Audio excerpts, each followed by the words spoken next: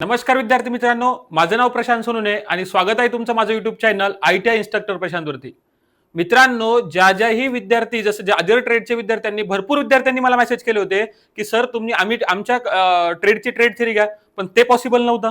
त्यासाठीच मी सर्वात आधी तुम्हाला तेव्हाही प्रॉमिस केलं होतं आणि आत्ताही सांगतो मी तुम्हाला, तेव्हाही बोललो होतो की आपण काय करू, तुमचे ट्रेड थेरी नाही पण ES आणि EDचे लेक्चर घेणार होतो. त्याचसाठी सर्व विद्यार्थ्यांसाठी, इलेक्ट्रिशियन फर्स्ट इयरचे सर्व विद्यार्थ्यांसाठी मी घेऊन आलोय आजचा ESचं लेक्चर. ES म्हणजे असतं एम्प्लॉयबिलिटी स्किल आणि या लेक्चरमध्ये आपण काय करणार आहे, MCQ डिस्कस करणार आहे की जे परीक्षेच्या दृष्टिकोनातून इम्पॉर्टंट आहेत. याच्यातूनच MCQ तुम्हाला एक्झाम मध्ये बघायला मिळतील.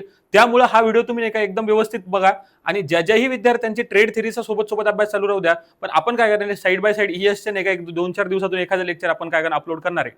पण यासाठी तुम्हाला काय करावं लागेल, मी आजचा व्हिडिओ घेणार आहे. बघा, माझं प्रोफेशनल मी इलेक्ट्रिकल इंजिनियर आहे. इंजिनिअरिंग आता ES माझं प्रोफेशन नाहीये, पण मी ट्राय करणार की माझ्या चांगल्या वेनं मी तुम्हाला एक्सप्लेन करणार आहे. जर हा व्हिडिओ आवडला तर या व्हिडिओला लाईक नक्की करायचंय तुम्हाला आणि या खाली जर का सिरीज कंटिन्यू करायची असेल तर खाली तुम्ही कमेंट करून द्या की ES ची सिरीज कंटिन्यू करा. तरच आपण काय करू, इथून पुढचं तुमच्या कमेंटवरती डिसाईड होईल की इथून पुढे आपल्याला लेक्चर घ्यायचे का नाही घ्यायचे. आता मलाही समजलं पाहिजे ना रे की मला लेक्चर ES शिकवता येतं का नाही शिकवता येत. चला तर मग आजच्या व्हिडिओला सुरू करूया. बघा, पहिला प्रश्न काय म्हणतो, मी तुम्हाला आधीही सांगतो की ज्यावेळेस तुम्ही ES सॉल्व्ह करणार आहे, ES सॉल्व्ह करताना म्हणजे का, हा ES म्हणजे का जनरल लाईफ रिलेटेड आहे की तुम्ही जनरल लाईफमध्ये कसं वागलं पाहिजे, जनरल लाईफमध्ये तुम्ही कोणत्या गोष्टी करता, याच्याहून आपला नाही का ES चे मॅक्झिमम प्रश्न सॉल्व्ह होतात. आता पहिला प्रश्न तुम्हाला एक्झाम्पल मध्ये सांगतो मी. पहिला प्रश्न काय, चूज द ऑड वर्ड, म्हणजे आपला काय विषम शब्द ओळखायचा की खाली 4 जे शब्द दिलेले आहेत याच्यापैकी बाबा ऑड कोणता वाटतो, असा वेगळा कोणता वाटतो आपल्याला ऐकायला. आता याच्यात पहिल्या क्वेश्चनची ट्रिक सांगतो तुम्हाला. बघा काय करायचं, समजा तुम्ही तुमच्या मित्रासोबत बोलता, मैत्रिणींसोबत बोलता. मग मैत्रिणीसोबत बोलताना जर तिने रिप्लाय केला, तुम्ही काय म्हणता, प्लीज रिप्लाय म्हणता का नाही म्हणत, तुम्ही काय म्हणता प्लीज रिप्लाय सोबत. नंतर काय जर का तुमच्याकडून काही चुकतो, तुम्ही म्हणता सॉरी. बोलताना पण तुम्ही काय म्हणता, सर सॉरी, चुकला असेल तर काही माफ कर किंवा सॉरी. मग नंतर बघा, जर ती बोलली, तिने रिप्लाय वेळेवर दिला, तुम्ही काय म्हणता, थँक्स फॉर गिव्हिंग रिप्लाय म्हणता का नाही म्हणत. मग अशाच पद्धतीने जर तुम्ही तिन्ही शब्द ऐकले तर बघा, हे तिन्ही शब्द एकाच गोष्टीच्या रिलेटेड. म्हणजे तुम्ही बोलताना जर का एखादं बोलत असेल, तुम्ही थँक्सही वापरता, तुम्ही सॉरीही वापरता आणि तुम्ही सोबत नाही का प्लीजही वापरता जर रिप्लाय दिला तर. फक्त पेपर शब्दाचा मदत कुठे वापरता का रे त्या कन्व्हर्जन मध्ये, तर नाही वापरत. तर म्हणून बघा, हा शब्द बघा, पेपर शब्द आहेच नाही इंग्लिशमध्ये, पण हा शब्द त्या कन्व्हर्जन मध्ये किंवा बोलण्यात कुठे वापरला जात नाही. म्हणून या प्रश्नाचं बरोबर उत्तर ऑप्शन नंबर C. अशाच पद्धतीने बघा, नंतरचा प्रश्न काय म्हणतो, अ रिटर्न डिस्क्रिप्शन ऑफ ड्युटीज. बघा, आता एम्प्लॉयबिलिटी स्किल आहे म्हणजे नावात एम्प्लॉयबिलिटी आहे, म्हणजे नावात रोजगार आहे. मग एम्प्लॉयबिलिटीला लागणाऱ्या स्किल ज्या लागतात आपल्याला, मग त्याच्याविषयी आता बघा, दुसरा प्रश्न काय म्हणतो, a description of duties and responsibilities. म्हणजे एखादा जर तुम्ही जॉब करायला गेले तर त्या जॉबचं जे रिटर्न मध्ये, कशामध्ये, रिटर्न मध्ये म्हणजे डिस्क्रिप्शन आणि ड्युटीज जर दिले असतील त्याला काय म्हणा, बघा, नोकरीमध्ये पार पाडल्या जाणाऱ्या रिस्पॉन्सिबिलिटी या कर्तव्य जबाबदारी यांचे लेखी वर्णन. म्हणजे जर एखादा जॉब असेल, एखाद्या जॉबमध्ये तुम्हाला काय, समजा तुम्हाला उद्या सुपरवायझर म्हणून चूज केलं तर तुम्हाला काय करावं लागेल, लोकांवर लक्ष ठेवावं लागेल, इन्स्टॉलेशन बघावं लागेल. या सगळ्या गोष्टी रिटर्न मध्ये ज्याच्यात ठेवतात ना, बघा, जॉब करायचे त्याचं रिटर्न मध्ये म्हणजे जॉबचं डिस्क्रिप्शन झालं. काय नावाचं बघा, डिस्क्रिप्शन त्यांनी विचारलं, कशाचं डिस्क्रिप्शन, तुमच्या जॉबचं. तर मग त्याचं तर बघा, जॉब डिस्क्रिप्शन उत्तर यायला पाहिजे.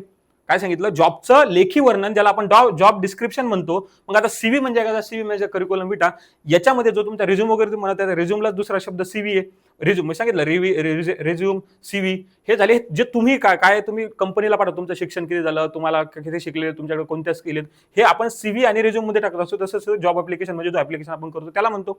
पण त्यांनी काय सांगितलं, जो जॉब तुम्हाला करायचा त्याचं रिटर्न मध्ये डिस्क्रिप्शन म्हणजे त्याला आपण काय म्हणतो, जॉब डिस्क्रिप्शन असं म्हणत असतो. शब्दानुसार पकडायचा. नंतर बघा, तिसरा प्रश्न काय म्हणतो, fill in the blank with present progressive tense.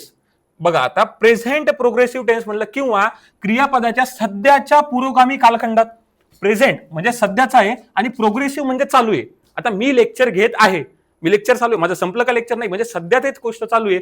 या बाबतीत काय करायचं, आपल्याला सेंटेन्स कंप्लीट करायचंय, म्हणजे सध्या ती गोष्ट काय चालू पाहिजे. मग बघा, द ट्रेन, रिकामी जागा पास थ्रू द टनल. आता बघा, ट्रेन टनल मधून जाणार, गेली असेल, जाऊ शकते, भविष्यात जाणार ना, ट्रेन टनल मधून जाऊ शकते, ट्रेन टनल मधून गेलेली असेल. पण आपल्याला कशाचा विचार करायचा की ट्रेन आता सध्या काय चालली, कारण प्रेझेंट प्रोग्रेसिव्ह आहे. मग प्रेझेंट प्रोग्रेसिव्ह असेल, बघा, पास्ट म्हणजे काय म्हणतो, पास्ट टेन होतो त्याला, पण ज्याला म्हणतो की होऊन गेली गोष्ट.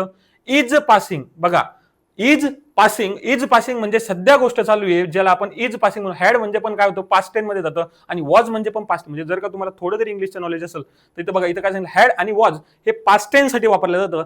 आपल्याला काय करायचं, सध्या ट्रेन टनल मधून चालली म्हणजे बघा, ऐकायलाही चांगलं वाटतं. बघा, जर असं तुम्ही हा शब्द काय करायचा, उचलायचा, त्याच्यामध्ये टाकायचा, इज पासिंग. बघा the train is passing through the tunnel, म्हणजे ट्रेन आता काय म्हणजे टनल मधून चालली, म्हणजेच ऑप्शन नंबर बी काय येणार या प्रश्नाचं बरोबर उत्तर येणार. काही येसचे क्वेश्चन आहे, तुम्ही जर का ऑप्शन डायरेक्ट त्याच्यामध्ये टाकून पाहिले आणि जे आपल्याला मनाला ऐकायला चांगलं वाटेल ना, थोडं इंग्लिश जर तुम्हाला येत असेल तर हाय हॅलो बाय पेक्षा, तर याच्यातून नाही का तुम्हाला काय होणार, जास्त गोष्ट क्लिअर होणार. बघा नंतर क्वेश्चन नंबर 4 म्हणतो चूज द WH वर्ड. आता WH वर्ड म्हणजे काय असतं माहिती का, WH टाईपचे भरपूर आहे, हु, हुम, व्हॉट, व्हेअर, म्हणजे ज्याही सुरुवात ज्या WH न होते, WH म्हणजे बघा विच, व्हाय, व्हेअर, व्हेन, असे जे प्रश्न आहेत ना, या प्रश्नाला WH टाईप म्हणजे WH वर्ड म्हणतात आणि हे प्रश्न विचारण्यासाठी वापरले जाणारे काय शब्द आहेत. मग त्यांनी काय विचारलं, खाली कोणतं नेमकं काय असेल, खालीलपैकी कोणतं ऑप्शन वरच्या ऑप्शन सुटेबल आहे. क्वेश्चन वाचा काय म्हणतं, अॅनिमल डू यू लाईक, म्हणजे खाली दिलेल्या वाक्यामध्ये अॅनिमल डू यू लाईकच्या समोर तुम्ही कोणता शब्द टाकता, म्हणजे प्राणी आवडतो. मग आपण म्हणतो का, आपण काय म्हणतो कोणता प्राणी तुला आवडतो, कोणता ना, तर कोणता म्हणजे काय ते विच अॅनिमल, विचचा अर्थ काय होतो कोणता, विच म्हणजे कोणता. आता मी म्हंटल तुला कोणता प्राणी आवडतो, बरोबर. मग आता जर मला हे म्हणायचं तुला काय की व्हाय, तुला प्राणी का आवडतो, का आवडतो म्हणजे त्याचं एक्सप्लेन काय देईल की मला कुत्रा का आवडतो, कारण लॉयल असतो म्हणून आपल्याला कुत्रा आवडतो. मग बघा व्हाय म्हणजे का, व्हाय म्हणजे का, व्हेअर म्हणजे कुठं, म्हणजे एखाद्या प्लेस जर का तुम्हाला विचारायची असेल की दुकान कुठे किंवा तुमचं कॉलेज कुठे आहे, व्हेअर आपण शब्द म्हणजे कॉलेज एखादं ठिकाण विचारायचं किंवा एखादी प्लेस विचारायची, आपण व्हेअर वापरतो. व्हेन केव्हा वापरतो, व्हेन आपण वापरत असतो ज्यावेळेस तुम्हाला एखादा वेळ विचारायचे. तुम्ही म्हटलं की सकाळी मला काय म्हणतात, जर तुमची मैत्रीण तुम्हाला म्हटली की आपल्याला काय गार्डन मध्ये भेटायचंय, मग तुम्ही तिला काय विचारणार, पहिली गोष्ट कुठं भेटायचं, गार्डन मध्ये भेटायचं. कधी भेटायचं, तर तो टाइम ज्यावेळेस, तर मग कधी भेटायचं तुम्ही काय म्हणणार इंग्लिशमध्ये व्हेन. व्हेन म्हणजे जर तुम्हाला वेळ विचारायची किती वाजता भेटायचंय, तर वेळ दाखवण्यासाठी आपण काय वापरत असतो, व्हेन वापरतो. प्लेस दाखवण्यासाठी आपण काय वापरतो, व्हेअर वापरतो. का भेटायचं, आता कारण तिला माहिती राहील, म्हणजे कारण कशासाठी भेटायचंय तिला, तर ते कारण तिला माहिती राहतं, तिला विचारायचं कोणतं कारण येतं. आणि विच म्हणजे कशासाठी वापरतो आपण, एखादी गोष्ट, जसं बघा कोणता अॅनिमल तुला आवडतो, तर मग विच वापरणार. यांनी तेच विचारलं की ऑप्शन WH वर्ड कोणता आहे की या खाली सेंटेन्स मध्ये बसेल, तर WH म्हणजे विच टाईपचा वर्ड तू इथं काय होतो सूट होतो, कोणता प्राणी तुला आवडतो. थोडं मराठी काय करायचं, थोडं मराठीमध्ये ट्रान्सलेशन स्वतः ट्रान्सलेशन करायचं आणि स्वतः प्रश्न विचारून बघायचा. मग व्हाय प्राणी काय प्राणी आवडतो, व्हेअर प्राणी व्हेअर आवडतो, असं हे काही जमत नाही, म्हणून ऑप्शन नंबर 1 या प्रश्नाचं बरोबर उत्तर आहे. क्वेश्चन नंबर 5 बघा, when someone says thank you you should reply to say. जर तुम्हाला एखादा थँक्यू म्हटला, आता बघा आपण आपल्याला सवय आहे, एखाद्याची तुम्ही मदत केली आणि त्याच्यानंतर तो काय म्हटला थँक्यू म्हटला, मग थँक्यू म्हटल्यानंतर तुम्ही त्याला समोर काय बोलायला पाहिजे, आपण शांत राहतो. म्हणजे थँक्यू म्हटलं का आपण त्याला काय करतो, मेसेजमध्ये लाईक करतो मेसेज आणि सोडून देतो. पण लाईक हे प्रोफेशनल लाईफमध्ये चालत नसतं. जर एखादा प्रोफेशनल लाईफमध्ये तुम्हाला थँक्यू म्हटलं ना, त्याला म्हणावं लागतं मोस्ट वेलकम किंवा युअर वेलकम. तर बघा थँक्यू म्हटल्यानंतर तुम्ही त्याला थँक्यू म्हणणार का, थँक्यू तर नाही म्हणणार. बघा थँक्यू म्हटल्यानंतर थँक्यू म्हणणार नाही, म्हणजे इथं काय येणार, पहिली गोष्ट तर थँक्यू ऑप्शन कटला. मग मी काय सांगितलं, युअर वेलकम म्हणावं लागतं, हे म्हणावंच लागतं. बघा आता याच्यात काही लॉजिक नाहीये. युअर वेलकम, तो तुम्हाला थँक्यू म्हणणार, तुम्ही त्याला बाय बाय म्हणसाल का लगेच, नाही, बाय बाय म्हणणं योग्य नाही. ज्यावेळेस तुम्ही त्याला भेटणार, नंतर कधी भेटणार नाही त्यावेळेस म्हणू शकता बाय बायचा, एकदम शेवटी जायच्या वेळेस हाऊ आर यू, तो तुम्हाला म्हणून राहिला धन्यवाद, समजा तुम्ही त्याची मदत केली, तुम्ही तो तुम्हाला म्हणून राहिला धन्यवाद, तुम्ही म्हणता हाऊ आर यू, तू कसा आहेस, असं म्हणतो का, नाही म्हणत. म्हणजे जर का गुड मॅनर्स मध्ये बघितलं ना, तर याचं उत्तर येतं ऑप्शन नंबर बी. आणि लक्षात राहू द्या, कधी पण ईएस सॉल्व्ह करताना एक गोष्ट मी माझ्या विद्यार्थ्यांनाही सांगतो आणि मी तुम्हालाही सांगून राहिलो की ज्यावेळेस आपण ईएसचा क्वेश्चन सॉल्व्ह करतो ना, त्यावेळेस आपल्यापेक्षा या जगामध्ये चांगला व्यक्ती कोणी नाही असं विचार करायचा. म्हणजे मी लय चांगला आहे, जे आपण म्हणतो धुतल्या तांदळाचा आहे, तशा पद्धतीने विचार करायचा आणि त्याच्या क्वेश्चन सॉल्व्ह करायचे. मी तुम्हाला समोर एक्झाम्पलही सांगेल त्याचे. बघा नंतरचा प्रश्न काय म्हणतो, fill in the blank with a pronoun. Pronoun काय करायचं आपल्याला, यूज करायचं. तर मग त्यानंतर खालील शब्द प्रोनाऊनचा वापर करून शब्द काय करा, वाक्य कंप्लीट करा. शी मेड अ केक. काय केला, तिने केक बनवला, तिने स्वतः केक बनवला. मग आता तिने केक बनवला, शी आहे, लक्षात राहू द्या. जर का समजा इथं आय असतं, आय मेड अ केक, तर या प्रोनाऊनच्या शेवटी आलं असतं I made a cake it self.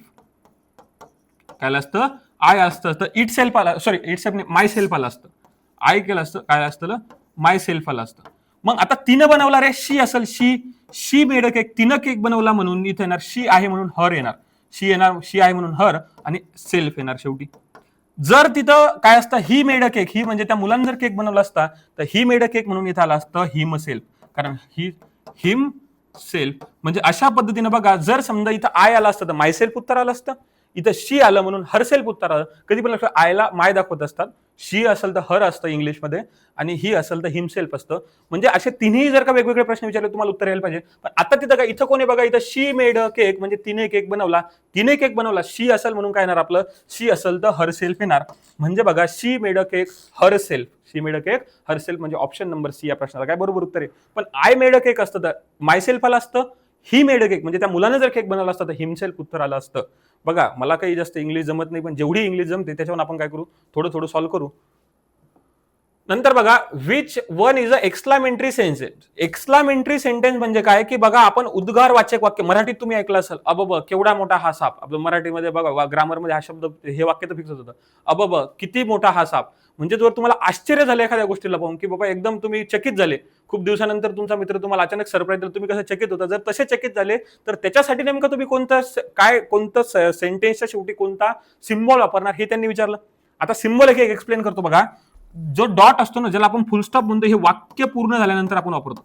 काय झालं, वाक्य पूर्ण जर का तुमचं झालं तर तुम्ही काय वापरत असतो, तुम्ही असा हा डॉट वापरणार. कॉमा कधी वापरायचा, जर तुम्हाला दोन वाक्य जोडायचे असतील, समजा दोन वाक्य काय करायचे तुम्हाला, वाक्य काय करायचे म्हणजे वाक्य पूर्ण नाही झालं पण त्याच्यानंतर कंटिन्यू वाक्य आहे, की त्या वाक्याला जोडण्यासाठी म्हणल्यापेक्षा त्या वाक्याला पुढे कंटिन्यू करण्यासाठी आपण काय वापरत असतो, कॉमा वापरत असतो. आणि नंतर बघा जर एक्सक्लामेंटरी क्वेश्चन मार्क, एखाद्याला तुम्ही प्रश्न विचारला, रे तुझं नाव काय, तर त्या वाक्याच्या शेवटी आपण क्वेश्चन मार्क वापरतो. प्रश्न विचारल्यानंतर आपण क्वेश्चन मार्क वापरत असतो. प्रश्न विचारला नंतर बघा त्यांनी काय विचारलं, आता एक्सक्लामेंटरी सेंटेन्स आहे बघा. एक्सक्लामेंटरी सेंटेन्स एक्सक्लामेंटरी साइन असतं, ज्याला आपण यांना असं डिनोट करतो एक दांडी, याला म्हणतो एक्सक्लामेंटरी सेंटेन्स. एक्सक्लामेंटरी सेंटेन्स किंवा एक्सक्लामेंटरी साइन असतं. मग हे केव्हा दाखवतं, एकदम तुम्हाला आश्चर्य झालं तर त्यावेळेस आपण एक्सक्लामेंटरी सेंटेन्स दाखवत असतो. मग खाली वाक्य वाचायचे आता, तर याच्यापैकी तुम्हाला आश्चर्य कधी होऊ शकतं हे बघायचं. समजा काय केलं तुम्ही, एखाद्या गावात एखाद्या घरी गेले आणि एकदम सुंदर घर आहे, तू कहतो वाह किती छान घर आहे, किती सुंदर घर आहे. म्हणजे बघा what a beautiful house, what a beautiful house. तुम्हाला आता क्वेश्चन पण किती उद्गारवाचक बोललेले आणि शेवटी नाही का सगळं सोडा, ही साईन तुम्हाला दिसली की नाही, ही साईन दिसली म्हणजे याचं ऑप्शन नंबर काय या प्रश्नाचं एच उत्तर बरोबर आहे. कारण ही जी साईन असते ही साईन रिप्रेझेंट करते एक्सक्लामेंटरी सेंटेन्स, ज्याला आपण बघा मी काय म्हणलं एक्सक्लामेंटरी सेंटेन्स कोणती येतं, एक्सक्लामेंटरी सेंटेन्सच दिसायला असं जे मी इथं तुम्हाला लिहून दिलं. मग जर हे असतं तर काय झालं असतं एक्सक्लामेंटरी सेंटेन्स. हा क्वेश्चन वाला सेंटेन्स झाला, हा बघा हा डॉट झाला म्हणजे हा काय झाला फुल स्टॉप झाला, हा क्वेश्चन झाला आणि हा पण काय झाला डॉट, म्हणजे तिथं वाक्य पूर्ण झालं. बघा it is a beautiful house, वाक्य म्हणजे काय म्हणलं घर सुंदर आहे. नंतर काय it is a beautiful house म्हणजे हे घर सुंदर आहे का, तर तुम्ही यस किंवा नो मध्ये उत्तर म्हणजे त्यांनी प्रश्न विचारला.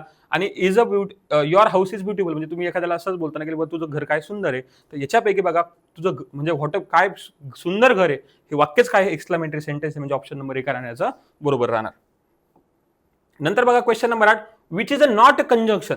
आता कंजंक्शन म्हणजे काय असतं बघा, कंजंक्शन म्हणजे या शब्दाचा अर्थ लक्षात राहू द्या, की दोन वाक्याला जोडणारा शब्द, दोन वाक्याला जोडणारा शब्द, दोन वाक्याला जोडणारा शब्द म्हणजे कंजंक्शन असतं. तर मग वाक्याला जोडणारा म्हणजे कसं, आता एक्झाम्पल बघू काय, आता कसं लग्नाचा सीझन आहे आणि ज्यावेळेस समजा एखादा आपल्या घरी पाहुणे येतात, एखादा आमच्या लग्नाला यायचं. मग जर तू आता बघा पॉसिबिलिटी काय, समजा तुमच्या वडील काय म्हणतात, हो मी आणि माझी पत्नी दोघंही आम्ही लग्नाला येऊ, मी आणि माझी पत्नी म्हणजे ते एखादं अँड झालं, म्हणजे मी आणि माझी पत्नी काय करू, आम्ही दोघंही लग्नाला येऊ.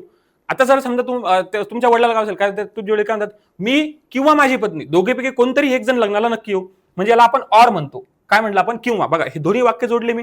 नंतर काय आहे, तुमचे वडील काय म्हणतात, आम्ही लग्नाला आलो असतो पण आमच्या जवळच्याच लग्न आहे. पण आलं म्हणजे आम्ही लग्नाला आलो असतो पण आमच्या जवळच्याच व्यक्तीचं लग्न आहे, म्हणजे पण आला म्हणजे दोन वाक्य बघा, आम्ही लग्नाला आलो असतो जवळच्या व्यक्तीचं लग्न, याला या वाक्याला जोडलं म्हणजे इथं पण आला. बट बघा काय आला, बट म्हणजे काय असं, पण म्हणजे आम्ही लग्नाला आलो असतो पण काय आमच्या जवळच्याच व्यक्तीचं लग्न आहे. म्हणजे हे तिन्हीच्या तिन्ही वाक्य बघा, जर तुम्ही व्यवस्थित बघितलं हे तिन्हीच्या तिन्ही शब्द नाही का एका वाक्याला जोडायचं काम करतात. पण आता ऑन ऑन म्हणजे काय रे, आपण म्हणतो पाण्याची बॉटल टेबलवर आहे, टेबलवर आहे, हे वाक्य जोडतो का नाही, म्हणजे हे काय एखादी पोझिशन किंवा एखादी गोष्ट दाखवण्यासाठी आपण त्याचा वाक्याचा वापर करतो. याच्याही समोर एक्झाम्पल आहे, पण लक्षात राहू द्या की वाक्याला जोडणारे. आता बघा हे कंजंक्शन, इथं तिन्हीच्या तिन्ही कंजंक्शन झाले. प्रश्नच तो विचारला की नॉट अ कंजंक्शन म्हणजे खालीलपैकी कोणतं कंजंक्शन नाहीये. म्हणजे लक्षात राहू द्या ऑन हे कंजंक्शन नाहीये. पण आता जर समोर तुम्हाला प्रश्न आला ना उद्या की कंजंक्शन कोणतं आहे, तर हे बघा अँड झालं, ऑर झालं, बट झालं, हे काय आता कंजंक्शन आहेत. कंजंक्शन म्हणजे काय, दोन वाक्याला जोडणारा शब्द, त्याला आपण कंजंक्शन म्हणतो. आणि याच्यापैकी तिन्हीच्या तिन्ही दोन वाक्याला जोडतात म्हणून, आणि खालचा ऑन येतो काय करतो, एखादी गोष्ट दर्शवण्यासाठी होतो, म्हणून आपण त्याला ऑप्शन नंबर काय आला आपला डी उत्तर आलं. नंतर बघा, fill in the blank with proper interrogative adjective. Interrogative objective म्हणजे काय केलं तुम्हाला, काय केलं, योग्य चौकशी करणाऱ्या विशेषणाचे रिक्त स्थान भरा. म्हणजे आता मी काय सांगितलं, एखादा क्वेश्चन विचारायचा तुम्हाला समोरच्याला, आणि क्वेश्चन विचारताना त्याचं म्हणणं काय की खाली इथं एकदम का कोणता शब्द टाकाल तुम्ही. आता बघा मी काय म्हटलं, एखादा आर यू गोईंग म्हणजे तू म्हणजे कुठे चालला. आर यू गोईंग, तू चालला, पण नेमका कुठे चालला. आता मी काय सांगितलं, आपल्याला प्लेस विचारायचे ना, तू कुठे चालला. समजा तुम्ही घरातून बाहेर झाले, तुमची आई किंवा वडील तुम्हाला काय तू कुठे चालला, तू आर यू गोईंग, पण नेमका तू चालला कुठं. चालला कुठं म्हणजे त्यांनी ठिकाण विचारलं. मी तुम्हाला मगाशी सांगितलं की ठिकाणासाठी आपण व्हेअर शब्द वापरत असतो. व्हेअर म्हणजे काय, कुठं, म्हणजे व्हेअर म्हणजे कुठं. हु म्हणजे कोण. जर तुमच्या घरच्यांनी कोणासोबत चालला ही गोष्ट वेगळी, पण तू चालला ना, मग हु गो नाही, म्हणजे ते कोणत्या ठिकाणी चालला. कारण आर यू गोईंग म्हणजे तुम्ही काय विचारत त्यांना, नेमकं कोणत्या ठिकाणी चालला, तर आपण कोणत्या ठिकाणाला दर्शवण्यासाठी आपण काय वापरत असतो, व्हेअर वापरत असतो. म्हणजे ऑप्शन नंबर बी काय या प्रश्नाचं बरोबर उत्तर आहे. शेवटची ट्रिक सांगतो मी तुम्हाला, नाही काही वाटलं सगळ्यांनी काही एक एक शब्द त्यात ठेवून बघायचा. हु आर यू गोईंग ऐकायला चांगलं वाटतं का, नाही. व्हेअर आर यू गोईंग ऐकायला चांगलंही वाटतं, आपण ऐकलेलंही वाक्य आहे, म्हणजे हे राहू शकतं. विच आर यू गोईंग ऐकायलाही चांगलं वाटत नाही. What are you going, what are you doing असतं, व्हॉट आर यू गोईंग असतं का, नाही. व्हॉट आर यू डुईंग असतं म्हणजे तू काय करून राहिला. म्हणजे व्हॉट आर यू गोईंग विचारलं तर म्हणजे ऑप्शन नंबर बी या प्रश्नाचं काय बरोबर उत्तर आहे. नंतर बघा, which one is a don't discuss etiquette. Don't discuss etiquette म्हणजे काय असतं बघा, चर्चेच्या शिष्टाचाराचा डोंट कोणता. म्हणजे चर्चेचा शिष्टाचार काय असतं माहिती का, तुम्ही जर ऑफिशियली एखाद्यासोबत बोलून राहिले, जर तुमच्या शिक्षकासोबत बोलले किंवा एक ऑफिशियल व्यक्ती एकमेकांसोबत बोलले, म्हणजे कंपनी गेल्यानंतर तुम्ही मॅनेजरला बोलणार किंवा तुमच्या कलिग सोबत ऑफिशियली बोलणार, बघा त्याला फॉर्मल कम्युनिकेशन म्हणते. आणि जर फॉर्मल कम्युनिकेशन तुम्ही करत असाल तर खालीलपैकी कोणती गोष्ट तुम्ही नाही करायला पाहिजे असं त्यांनी विचारलं. आणि आता मी तुम्हाला आत्ताही मगाशी सांगितलं होतं की ईएस सॉल्व्ह करताना तुम्ही या जगातले काय एकदम सुसज्ज, एकदम सुज्ञान नागरिक आहे, एकदम चांगले नागरिक आहे, एकदम धुतल्या तांदळाचे, तुम्ही असा विचार करायचा. मग बघा, बी ओपन माइंडेड. बघा बी ओपन माइंडेड म्हणजे काय की तुम्ही खुल्या विचार शकता. तुम्हाला एखादा डाऊट आहे, सर ही गोष्ट मी कशी करायला पाहिजे. एक्झाम्पल पकडू, समजा तुम्ही तुमच्या सर सोबत गेले, सर एखादा क्वेश्चन विचारायचा सरला, तर तुम्ही एकदम डिस्कशन करू शकता, ओपन माइंडेड डिस्कशन करू शकता की सर याचं उत्तर हा का नाहीये, याचं उत्तर हे असंच का बरं आलं, हे असं करू शकता. Use a moderate tone. Moderate tone म्हणजे कमी आवाजात बोलावं लागेल. तुम्ही तुमच्या सरला किंवा एखाद्या मोठ्या व्यक्तीला जर का जोरात आवाजात बोलचाल तर हे करायला म्हणजे चांगले वाक्य आहे का, तुमचे चांगले नागरिक आहे का तुम्ही, नाहीये. म्हणजे हे चांगल्या नागरिकाचं हे पण लक्षण आहे, चांगल्या नागरिकाचं हे पण लक्षण आहे. लिसन टू अदर म्हणजे तुम्ही काय करा, तुमच्या सर काहीतरी तुम्ही एक्सप्लेन करू राहिले तुम्हाला, आणि तुम्ही इकडे तिकडे पाहून राहिले, मग हे चांगलं म्हणजे हे चांगल्या विद्यार्थ्याचे किंवा चांगल्या नागरिकाचे लक्षण आहेत का, तर हे तिन्ही हे म्हणजे लिसन टू अदर म्हणजे ऐकायला पाहिजे ना, तुम्ही ऐकून राहिले सरांचं, ऐकायला पाहिजे, मग ऐकायलाच पाहिजे. म्हणजे तिन्हीच्या तिन्ही लक्षण नाही काय का चांगल्या विद्यार्थ्याचे किंवा चांगल्या नागरिकाचे. मग शेवटचं बघा, आर्ग्यू अननेसेसरी, अनावश्यक वाद घाला. तुम्हाला सर सांगून राहिले की 2 वाजेपर्यंत कोणी बाहेर जाऊ नका, आणि तुम्ही सर म्हणता नाही आता मला घरीच जायचं, म्हणजे असं अननेसेसरी वाद घालायला, हे बघा हे चांगलं लक्षण आहे का, नाहीये. म्हणजे या प्रश्नाचं बघा मी काय सांगितलं, चांगले नागरिक आहात, आपल्या काय विचारलं डोंट म्हणजे कोणतं हे काय चांगल्या शिष्टाचार किंवा चांगलं बोलण्याचं उदाहरण नाहीये. तर बघा, आर्ग्यू अननेसेसरी, कोणासोबत अनावश्यक वाद घालणं, हे काय एक चांगलं लक्षण नाहीये. म्हणून ऑप्शन नंबर डी या प्रश्नाचं बरोबर उत्तर आहे. बघा, fill in the blank with suitable adjective of the given sentence. Adjective म्हणजे काय असतं माहिती का, एक विशेषण ज्याला आपण म्हणतो. विशेषण म्हणजे काय असतं की जर तुम्ही मराठी सगळ्यांनी ऐकलं असेल तर नावाबद्दल विशेष माहिती सांगणाऱ्या शब्दाला विशेषण म्हणतात. उदाहरणार्थ, तो मुलगा खूप हुशार आहे. मुलगा आहे तो, पण तो हुशार आहे. बरं, ती मुलगी खूप सुंदर आहे. मग आता तिच्याबद्दल काय सांगितलं आपण, एक विशेषण वापरलं की नावाबद्दल एक विशेष माहिती काहीतरी सांगितली, त्याला विशेषण म्हणतो. मग या वाक्यामध्ये काय, द लिटल गर्ल, एक छोटी मुलगी आहे, रिकामी जागा, eyes reveal her miss help, म्हणजे त्या रिकाम्या त्या छोट्या गर्लचे नाही का त्याचे म्हणजे काय ते, म्हणजे का आपण म्हणतो डोळे खूप सुंदर आहेत. मग डोळे सुंदर आहेत, मग बघा चबी म्हणजे काय असतं, ते चरबी असतं ना, त्याला चबी म्हणतो आपण. वीक म्हणजे कमजोर आहे, तिचे डोळे कमजोर असं म्हणू का, विशेषण वापरायचं ना आपल्याला त्याच्याबद्दल. मग कमजोर म्हणू का, शॉर्ट साईड म्हणजे आपण म्हणू का त्याचे डोळे खूप छोटे आहेत त्या पोरीचे. मग विशेषण वापरायचं म्हणजे चांगली गोष्ट आपल्याला. ट्विंकलिंग म्हणजे बघा एकदम चमकणारे डोळे आहेत तिचे, आपण म्हणतो ना की तिच्या डोळ्यामध्ये काय चमक आहे त्या मुलीच्या. मग तसं the little girl as a twinkling eyes to reveal her miss self, म्हणजे ऑप्शन नंबर काय याचं, ऑप्शन नंबर डी या प्रश्नाचं बरोबर उत्तर. नंतर बघा, नंतरचा question, today weather is going to be, आजचे हवामान रिकामी जागा असणार आहे. बघा आपण म्हणतो की आज लय थंडी, आज लय एकदम थंडी वाजून राहिली, आज एकदम आपल्याला गरम होऊन राहिलं, आजचं वातावरण एकदम छान आहे किंवा एकदम चांगलं म्हणजे चांगलं वातावरण, प्रसन्न वातावरण आहे. मग मला सांगा, वाक्य टाकून पाहिजे, याच्यात तुम्ही काय करणार, आजचे हवामान आशावादी आहे, होपफुली. काही आशावादी म्हणजे काय असतं, होप एखाद्या गोष्टीचे आपण एखादं म्हणतो की नाही मी खूप चांगला करेल, ह्याला आशावादी म्हणते. मग आजचं हवामान कसं आशावादी नाही राहू शकत, उबाबदार, वार्म, आजचं हवामान उबाबदार राहू शकतात, बरोबर आहे ना. Today's weather is going to be warm म्हणजे बघा आपण आता उन्हाळ्यात म्हणतो आज भयानक थंडी, आज म्हणजे काय राहणार, भयानक गरमी राहणार आहे. म्हणजे today's weather is going to be warm, म्हणजे आज काय राहू शकते, गरमी राहू शकते. म्हणजेच बघा हे वाक्य इथं बरोबर सुटतं. आणि अर्जंट, टुडे आजचं वातावरण अर्जंट आहे, आजचं वातावरण निळं आहे असं काही नसतं. म्हणून ऑप्शन नंबर बी काय राहणार या प्रश्नाचं बरोबर उत्तर राहणार. आजचं हवामान कसं होऊन राहिलं, उबाबदार आहे किंवा वॉर्म आहे आपण ज्याला म्हणतो. नंतर बघा, when is a greeting higher official such as a teacher, instructor or supervisor you should use. म्हणजे त्यांचं म्हणणं काय की समजा तुम्ही काय केलं, तुम्ही आता तुमच्या सरला भेटले किंवा तुमचे जे सुपरवायझर आहे त्यांना भेटले किंवा एखादी हायर व्यक्ती आली, प्रिन्सिपल तुमच्या क्लासमध्ये आला, तुम्ही काय म्हणायला पाहिजे.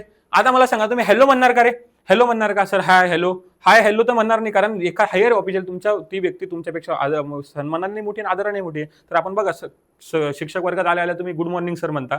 मग हेच एटिक्वेट असतं की म्हणजे ज्या वेळेस तुम्ही एखादा व्यक्ती तुम्हाला मिळेल, त्याला भेटल, जर तो फॉर्मल कम्युनिकेशन बाबतीत बोलतो मी, हे सगळे एक्झाम्पल फॉर्मल कम्युनिकेशन आपण समोर शिकणार आहे. फॉर्मल कम्युनिकेशन म्हणजे काय. मग एखादा व्यक्ती जर तुम्हाला दिवसा भेटला, त्याला आपण good morning, good afternoon, good evening sir हे आपण ग्रीटिंग देत असतो. कारण एक तो आपल्यापेक्षा पदानही मोठा आहे, वयानही मोठा आहे आणि काय रिस्पेक्टफुल पर्सन आहे, म्हणून आपण काय म्हणणार त्याला good morning, good afternoon sir म्हणणार. जर तुमचा मित्र भेटला ना, हाय हॅलो बाय हे सगळं मित्राच्या बाबतीत ठीक आहे, हाय हॅलो हे बाय बाय नमस्कार हे सगळं कोणाच्या बाबतीत, मित्राच्या बाबतीत ठीक आहे. पण तुम्हाला जर एखादा व्यक्ती तुम्हाला भेटला, तुम्हाला हाय म्हणजे गुड मॉर्निंग ग्रीटिंग द्यावं लागतात त्याला.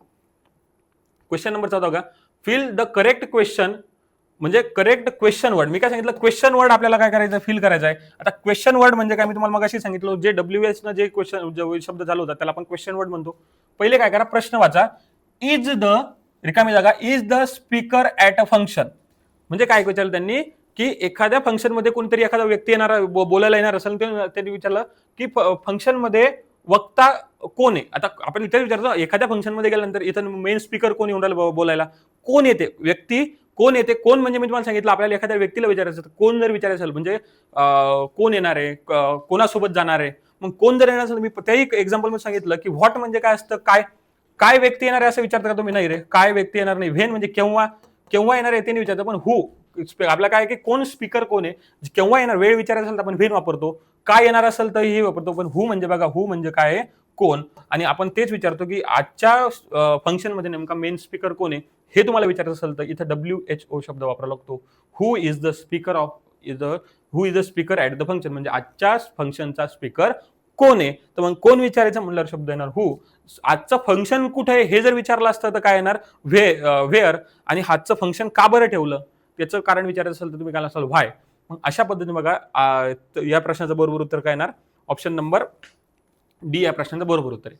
नंतरचा प्रश्न बघा, द वर्ड व्हेन डिनोट. मी काय सांगितलं, व्हेन हा शब्द कशासाठी वापरला, आताच मी या आधीच्या क्वेश्चन मध्ये एक्सप्लेन केलं तुम्हाला. व्हेन हा शब्द आपण कशासाठी वापरतो, व्हेन म्हणजे केव्हा. मी तुम्हाला म्हटलं ना, तुमची मैत्रीण तुम्हाला भेटणार, मग तुम्ही काय विचारता केव्हा भेटायचं म्हणजे टाइम विचारण्यासाठी आपण काय करत असतो, व्हेन हा शब्द वापरत असतो. म्हणजे बघा पहिला हा प्लेस, जागा विचारायसाठी आपण काय वापरणार, पटपट सांगा लवकर. आता जागा विचारायची असेल तर व्हेअर वापरणार, बरोबर ना. कुठे थिंग विचारायचं असेल तर व्हॉट, बघा पर्सन विचारायचं असेल तर हू आपण आताच आपण बघितलं. थिंग्स विचारायचं असेल तर व्हॉट वगैरे विचारतो. आणि नंतर टाइम विचारायचा आपल्याला, म्हणजे मी तुम्हाला काय सांगितलं, आत्ताच सांगितलं तुम्ही तुम्हाला की जर तुम्हाला टाइम विचारायचा असेल तर आपण काय वापरत असतो रे, व्हेन शब्द काय वापरत असतो कशा विचारण्यासाठी, म्हणजे टाइम विचारण्यासाठी काय वापरतो आपण, व्हेन शब्द वापरत असतो. म्हणजे आपल्याला काय विचारायचं, व्हेन किती वाजता काय, आपल्याला हे जर विचारायचं असेल अशा प्रकारचे शब्द आपण काय करतो वापरत असतो. बघा आजच्या लेक्चरमध्ये नाही का मी आपण जवळपास 15 प्रश्न डिस्कस केले. हे बघा आधी याच्यानंतरचे हे सगळे क्वेश्चन मी नाही का बनवलेले, जवळपास भरपूर प्रश्न आहेत. पार्ट 1 मध्ये जे 30 प्रश्न होते याच्या. पण आता काय माहितीये का की मी तुम्हाला सांगितलं आजचं आपलं पहिलं लेक्चर आहे, आणि पहिलं लेक्चर असल्यामुळे प्रॉब्लेम काय होतो की नेमकं तुम्हाला समजत आहे का नाहीये. नेमकं मी तर शिकून राहिलो, पण आता मी माझ्या विद्यार्थ्यांना शिकलो, माझ्या विद्यार्थ्यांना येस समजलं. पण जर का तुम्हाला समजत असेल तर तुम्ही काय करा, खाली कमेंटमध्ये नक्की मला सांगा की आपल्याला इथून पुढे कंटिन्यू करायचं आहे का. तर आजच्या लेक्चरमध्ये मी टोटल 25 प्रश्न डिस्कस करणार होतो, पण मीच विचार केला की जर का समजा तुम्हाला समजत नसेल तर लेक्चर घेऊन काय फायदा आहे. त्यासाठी काय करा, तुम्ही आधी मला खाली कमेंट बॉक्समध्ये सर्वांनी ज्यांनी लेक्चर बघितलं आणि ज्यांनाही असं वाटतं की हे लेक्चर आपण कंटिन्यू करायला पाहिजे, ईएसची कंप्लीट सिरीज तुम्हाला फर्स्ट इयर सेकंड इयरसाठी मी करून द्यायला पाहिजे, तर त्यांनी खाली कमेंटमध्ये नक्की मला सांगा. अशाच पद्धतीचे हा व्हिडिओ तुम्हाला आवडला तर त्या व्हिडिओला लाईक करा, आणि हा व्हिडिओ नक्की शेअर करा तुमच्या अशा इलेक्ट्रिशियन फर्स्ट इयरवाल्या कोणत्याही ट्रेडच्या मित्राला, ज्यांनाही ईएस, कारण सर्वांनाच ईएस सब्जेक्ट आहे, सर्व ट्रेडच्या मित्रांना सेंड करा आणि त्यांनाही खाली कमेंट करायला सांगा की हे लेक्चर आपण कंटिन्यू करायला पाहिजे की नाही करायला पाहिजे. धन्यवाद.